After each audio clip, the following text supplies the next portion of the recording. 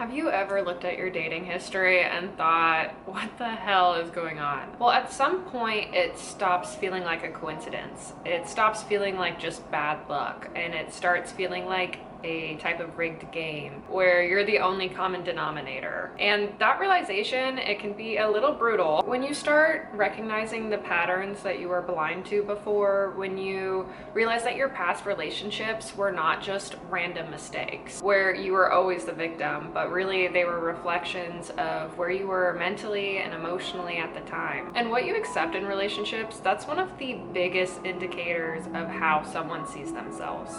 So here's the thing, we don't really attract what we want. We attract what we're willing to tolerate. And if we don't fix that, if you don't rewire the way you think about love and attraction, it doesn't matter how much self-improvement you do and absorb. You will keep choosing the same dynamic, but with just a different face. Breaking free from toxic relationships and cycles isn't just about leaving a bad situation.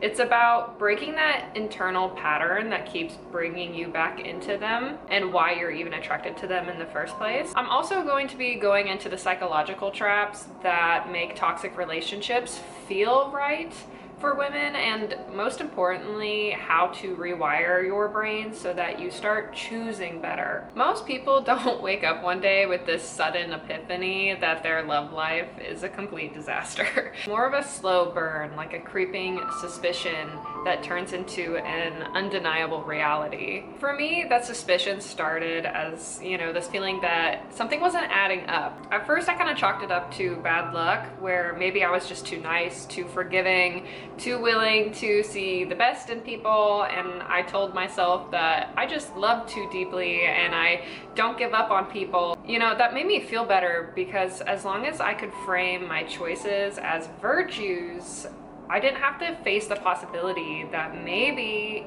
they weren't. The problem really lies in lying to yourself, because eventually the evidence does become too overwhelming to ignore, and my evidence was staring me in the face. Because how is it statistically possible that every relationship I had would end in the same way? I wasn't just attracting toxic people, I was choosing them. And that realization really hit me a lot harder than a lot of other parts of this transformation did, because it forced me to ask this really uncomfortable question of, why did I keep choosing men who hurt me, and why would I ignore my gut when I knew something was off? If a good, healthy man showed up, would I even be able to handle it?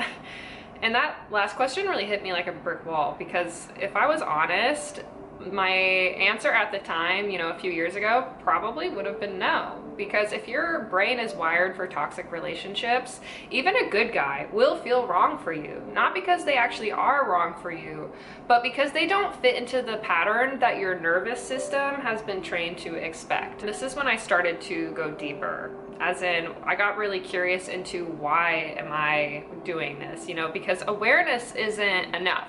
Just being aware that I'm making bad choices didn't stop me from making them. It actually kind of made it worse, because now every time I ignored my gut, I couldn't really pretend I didn't see it coming. I really had to sit with some uncomfortable truths, that I wasn't just unlucky, that I was actively choosing dysfunction. Not consciously, of course. Like, nobody wakes up and thinks, you know what, today I'd love to get emotionally wrecked today.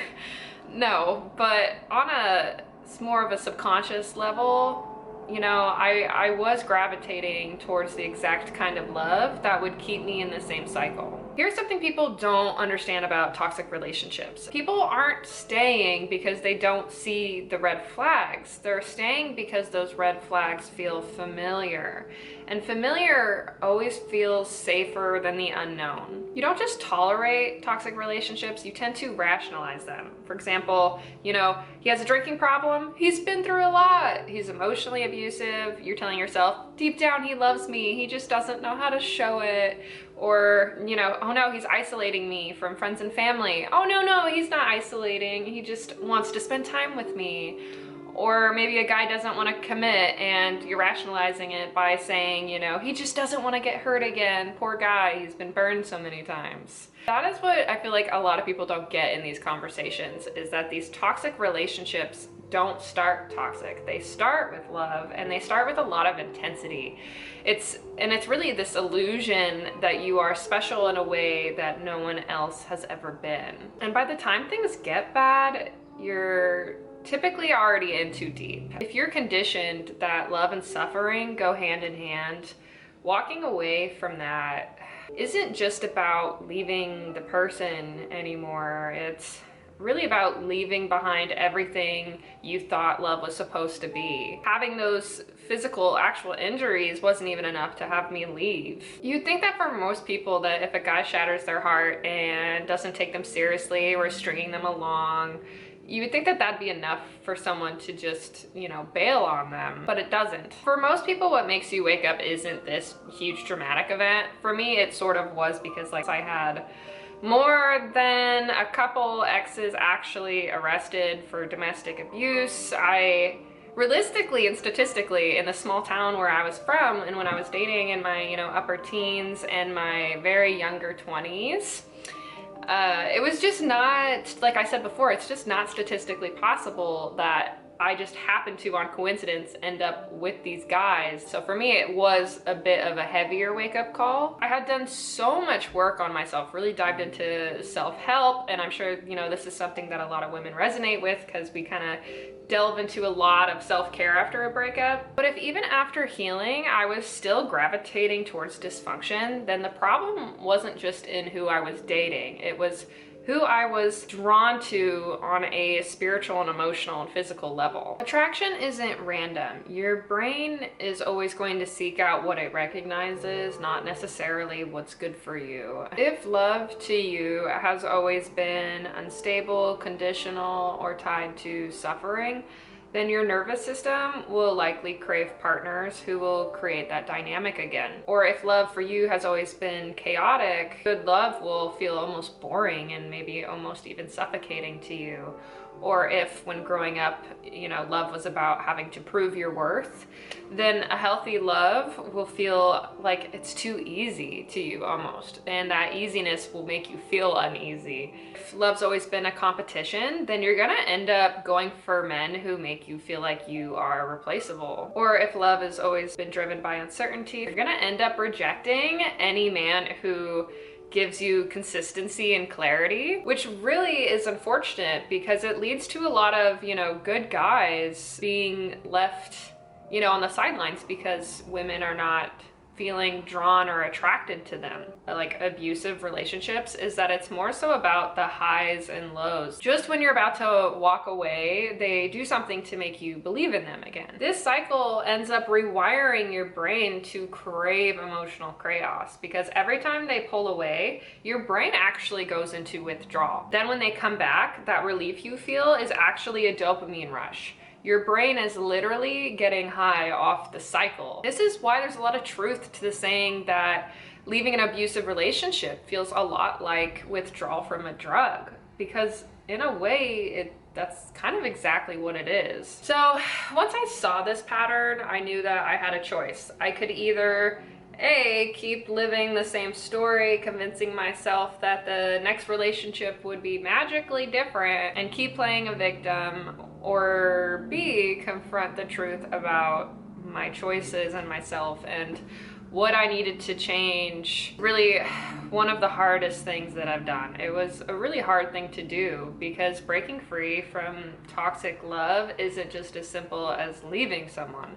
It's about having to retrain your entire nervous system to stop craving the very thing that's destroying you. Your picker is not broken by accident. It's not some cosmic joke being played on you that, you know, has made it so you're never attracted to the good guy. It's your picker is shaped by your past, your childhood, your early relationships, the love you were exposed to, like your parents, and more importantly, the love you weren't exposed to. Your entire concept of relationship is built on repetition. So what felt like love in your past is what you unconsciously seek out in your present. Your nervous system does not care if something is healthy. It only cares if it's familiar. And now, as I've gotten older, I've really realized a truth that is liberating and a little sad at the same time. It's that everything that I experienced before, it wasn't really real love. It was just familiarity. And if you resonate with what I'm saying, let me tell you, it's not just bad luck.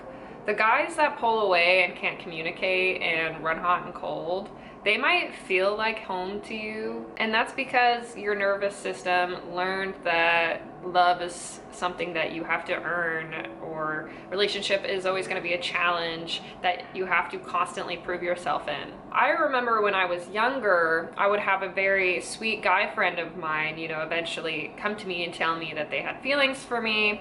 And I'm sure a lot of women can relate with when they would tell me that. I was, of course, flattered, but I didn't have that same feeling that they had towards me. And not because I didn't want to. I remember I would be so upset because I would wish, why can't I like this guy? He's perfect, he's sweet, he's generous, he's kind, but why am I just could not bring myself to actually be attracted or grow feelings for those good guys. So many of us confuse anxiety for chemistry, because when someone makes us feel uncertain, sometimes your brain tends to mistake that for passion, especially when you're younger. And if you do only know love as something unstable, then your body's going to reject it, So when that stable man who is very clear about his intentions and approached you, that probably made you really uncomfortable and tended to reject it. That rush you feel when someone finally gives you attention after being distant, that's not love. That's a trauma response. That's your brain recreating old wounds because you felt more comfortable doing that than facing the unknown of a healthy relationship. The truth is, if you're still experiencing these patterns, you're not going to be able to recognize real love, which is sad. It doesn't matter how much effort you put into a relationship. It's always going to end the same way if you haven't addressed who you're attracted to. You tell yourself that you're gonna do better next time, but if your instinctual attraction is leading you towards these same dynamics, then the outcome will always be the same. Even when that good person shows up, you're not gonna feel that spark, and that's just because your brain is not used to peace. Our bodies learn to crave that roller coaster, and that consistency and safety from a healthy man in a healthy relationship will feel almost boring.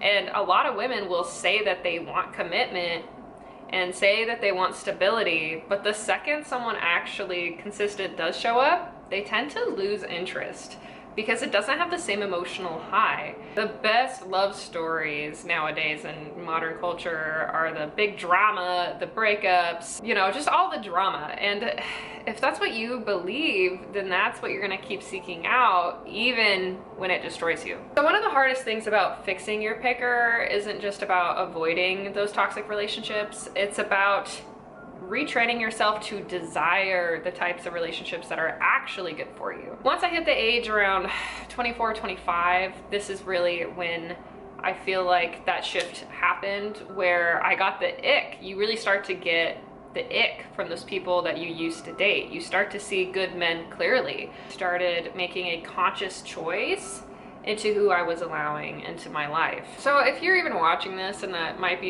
you're starting to realize that you are not a victim to your circumstance, you are actively participating in the life around you. Now, of course, that's not saying that if you're the victim of abuse or some horrible circumstance, that you're not right to have negative emotions about that. I'm in no way trying to victim blame people who have been in abusive situations.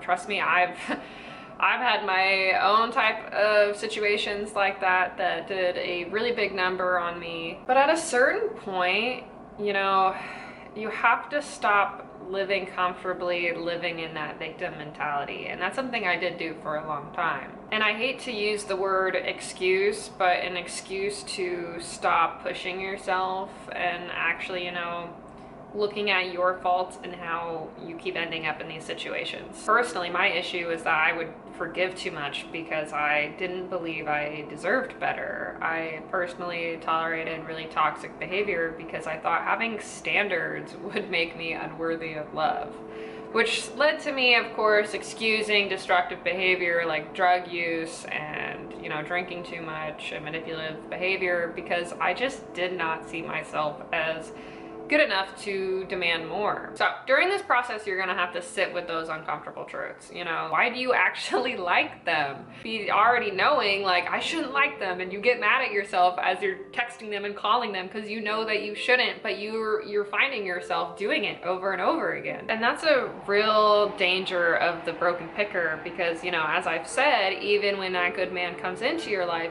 you're not recognizing them as someone you want. And that's not because they're not actually right for you, but just because you haven't reprogrammed yourself to value stability over chaos. And I'm sure for you, most women watching this, you've had that quote unquote nice guy like you, and you want nothing more than to like them back in return.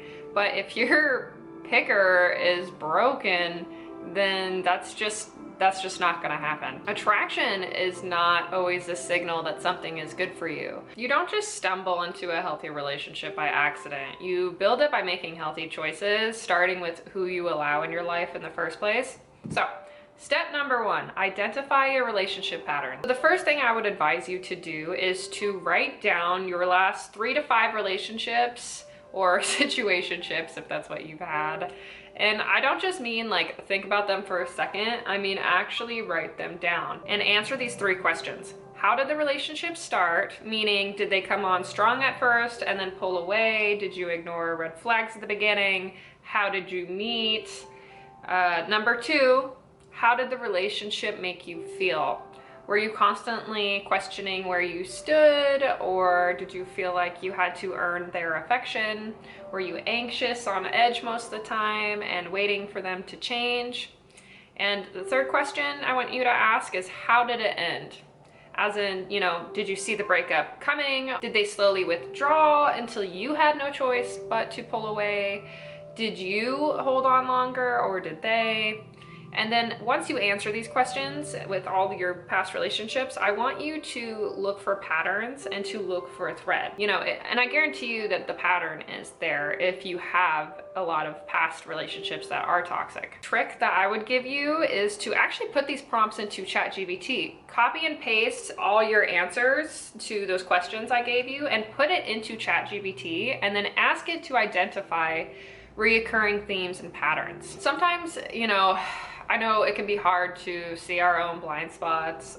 So having something like ChatGPT reflect those patterns back to us can make it painfully obvious where you're going wrong. And the real test is, you know, if your best friend came to you describing these exact same relationships that you wrote down, would you have advised her to stay? If the answer is no, then ask yourself, why did you stay? So that's the first step in fixing your picker, is getting brutally honest in how you keep ending up in the same place and identifying these patterns. So here's some simple rules to follow. If someone is inconsistent, believe them the first time. If you have to chase clarity, it's not the right person. If someone shows you who they truly are, stop thinking you can change them. They'll be different, or that they'll grow into the person that you need, is just setting yourself up for disappointment. Because healthy love does not come with mixed signals. Okay? So you need to start by cognitively reframing. So instead of saying, he's too nice, recognize that that kindness is what real love should feel like. You also need to detox from dysfunction. So for example, if you're still texting that toxic ex, or following his social media, or engaging in the same type of emotionally unavailable men, you're keeping your addiction alive. So going no contact isn't just about, you know, getting over them. It's about breaking the chemical hold that they have over your brain. Expose yourself to healthy love. Your brain learns through repetition, right? So spend time around couples who have healthy relationships and people that you look up to. Stop hanging out with friends who are in these toxic relationships where they're fighting all the time, or coming to you and complaining to you about their relationship problems, but yet they're never actually leaving or doing anything about it. Also, you need to recognize your triggers and slow down. When you feel that pull towards someone again, ask yourself, do I feel safe and valued, or am I feeling anxious and on edge? If it's the latter, slow down, because it's likely an old pattern trying to repeat itself. Watch shows and read books that highlight stable love and not just reality shows. Instead of focusing on whether there's an immediate spark when you go on that first date or meet someone, instead to start to shift your focus to does he communicate clearly? Does he follow through on what he says? And really, I want you to focus on how you're feeling in your body in the moment. Do you feel calm and respected and valued around him? Next, you really need to retrain your reward system, because your reward system is a huge part of all of this. Your brain releases dopamine when something feels rewarding. So in past relationships, you probably got that dopamine rush from those chases and wondering if they'd call in the drama and the big makeup moments after a fight, right?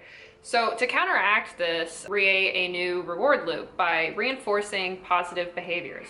So when a man treats you well, consciously acknowledge it as a good thing. And if you catch yourself thinking like, oh God, he's too nice, I'm not sure I'm into it, stop and ask, is that because he's genuinely boring, or because your brain just isn't used to stability and you just need to give it more time? Let healthy attraction build. If you're used to those chaotic relationships, the healthy ones might feel a little slower to you, but that doesn't mean that they're wrong, it just means that they're stable.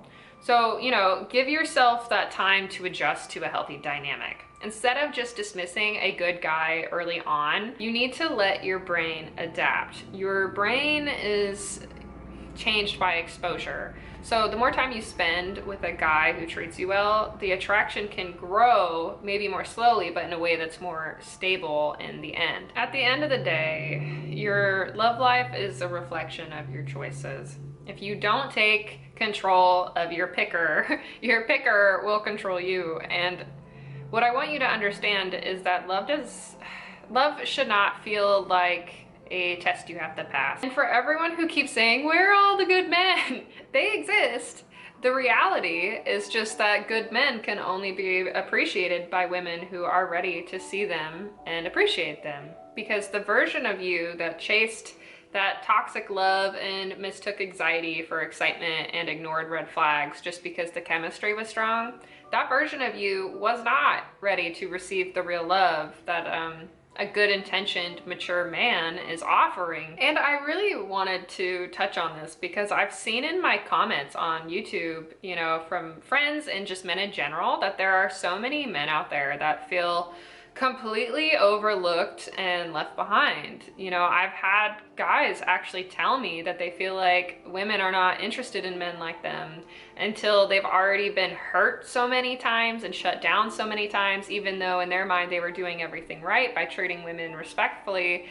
And honestly, it's been really heartbreaking to see and hear, because these men have been here the whole time. They were the men that would have showed up for you and treated you well. But please don't fret. Please don't think that all men are trash, and vice versa, men. Please don't think all women are trash either. Once you evolve, I promise your love life will too. And if you take nothing else from this video, take this. If you want a different relationship, you have to become the type of person who attracts it and is attracted to it. Thank you so much for watching. If this resonated with you, please let me know in the comments about which part hit home the most.